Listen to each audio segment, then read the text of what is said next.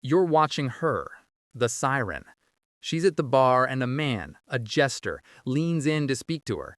He's wearing a t-shirt and his arms are a chaotic collage of ink. Dragons, skulls, a Latin phrase he probably can't translate. A date that marks a tragedy he has turned into his entire personality. He thinks he's broadcasting story. He thinks he's signaling danger. He thinks he's a warrior. She smiles, a polite, clinical, empty smile. Because she is not looking at his art. She is reading his resume. She sees the impulsivity of the man-child who got a $500 tattoo on a whim. She sees the desperate tribalism of a man screaming to belong to a tribe that doesn't even exist. She sees the martyr who has literally branded his pain onto his skin so he never has to stop performing it. She sees a man whose identity is so fragile, so hollow, so desperate for validation that he had to buy one and carve it into his own flesh. He is an open book, and she has read his entire pathetic story in 10 seconds. He is not a warrior. He is a jester wearing the costume of one. This is the great branding. An entire generation so lost, so starved for an identity, they are in a frantic, desperate, and permanent arms race to prove they are unique by all doing the exact same thing. They are screaming, "Look at my scars, look at my story, look at my tribe." They have turned their own skin into a billboard for their own anxiety. But this isn't about them. This isn't about the branded. This is about you, the man who doesn't have one. The man who has been called boring, scared, or lazy. They look at your clean canvas and they see a void. They see a coward. But what if your silence, what if your unmarked skin is not a void at all? What if it is the most brutal, sophisticated, and terrifying signal of power a man can broadcast in the 21st century? Not all clean skins are the same. There is a world of difference between the man who avoids the needle and the man who has transcended it. The original script gives you 4 types.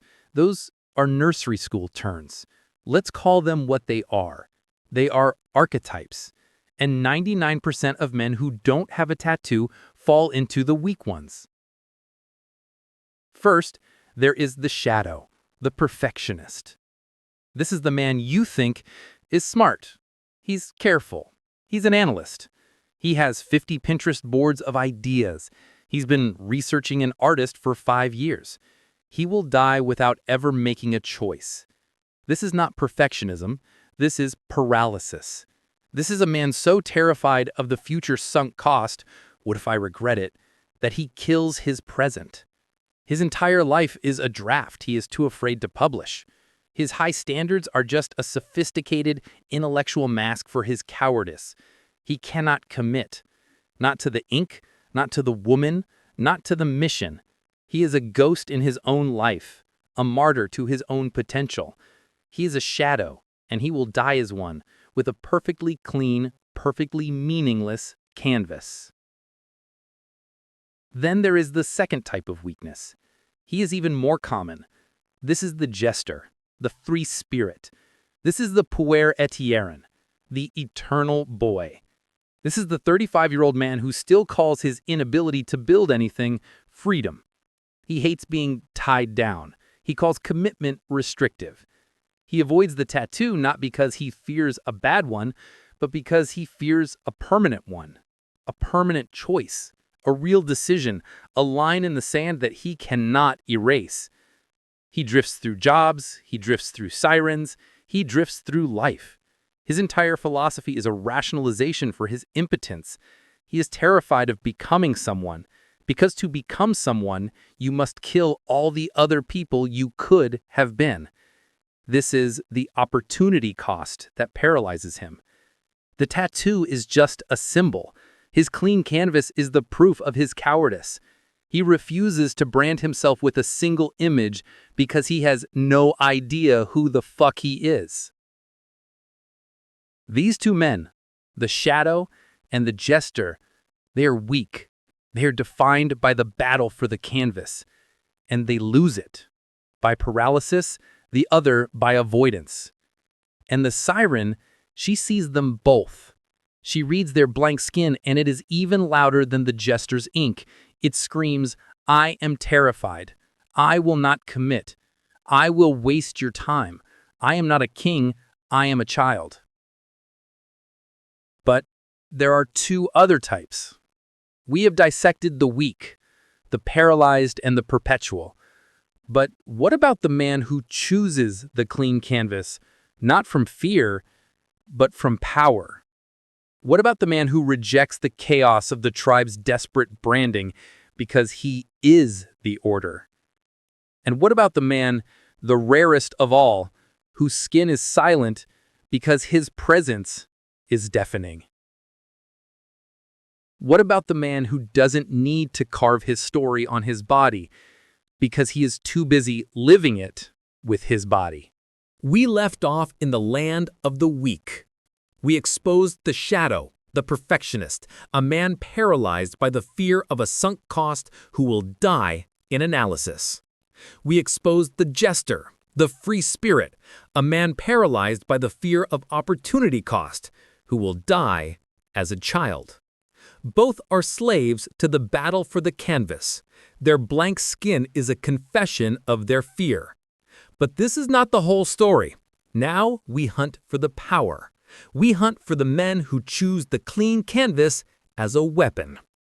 This brings us to the third archetype, the tattoo hater. A weak name for a powerful man.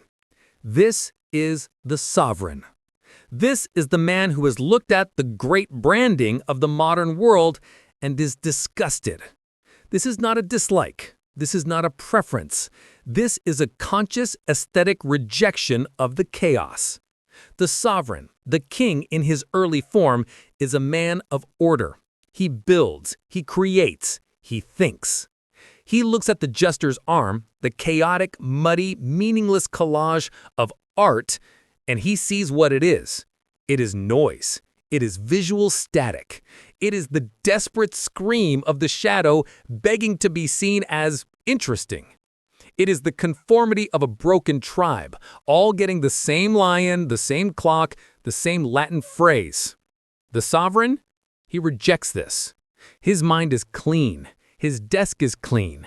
His life is clean. And his skin is clean. His clean canvas is not a void. It is a statement. It is a broadcast of clarity, order, and self-control.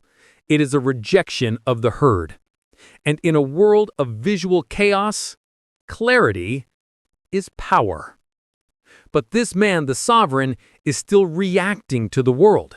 His choice is defined against the jester. This brings us to the final man, the fourth archetype, the personal believer. This is the king. This is the man who has transcended the battle for the canvas entirely. He has not thought about tattoos. He does not care about tattoos. He does not judge the jester. He simply does not see him. Why? Because the king's entire identity is not a noun, it is a verb. It is not an image, it is action. The martyr needs to show you his scars. He needs to brand his story of pain onto his arm so you will ask him about it, so you will pity him, so you will validate his victimhood. The king, he has scars, real ones, internal and external, but he would rather die than talk about them. He has transcended his pain. He has metabolized it into power. He has nothing to prove. His identity is not written on his skin.